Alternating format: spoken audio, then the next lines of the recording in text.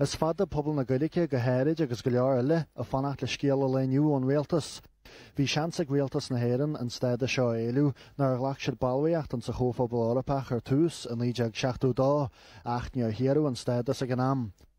Inis raibh líonas tríocha níos déanaí tá se fógraí ag an Rialtas gúil siad leis a stádas seo larag faoi rial a híon na naí a cúige hocht a chuide chaisiún.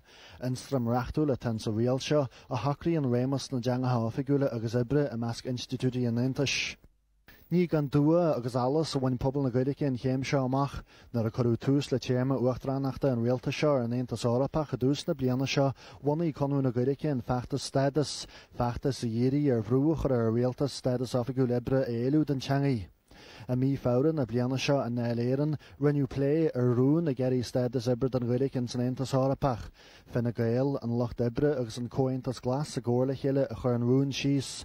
Níos déanaí chain an freasúra an Rialtas mar gur dúiltaí siad glacú le leasú ar a rún. Bhí glacha ag an déan rúch leis a phríomhrún ach níor leagú síos spracá mar brí leis a stádas a éilú go hofigiúil. In sin a mí ebran na bliana seo ghlach na míltes ga ceann den tír páirt a slógú olmhór an Monacháin agus iad a géilú stádas ofigiúil den Gaeilge an tAontas. Háitiú ar a Rialtas an deis a hapú an sin le na chintiú go mán Gaeilge ar chóchéim le teangatha Ailbhe le tAontas. A mí na Baltaine dúirt an Institút Grothaí Eorpacha go mrontaí an stádas Danielha an Rialtas é.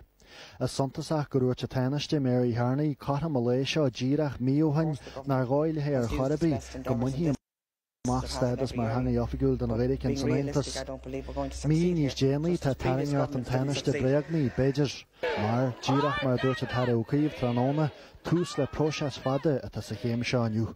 Ailbhe Monacháin Nuacht TG4.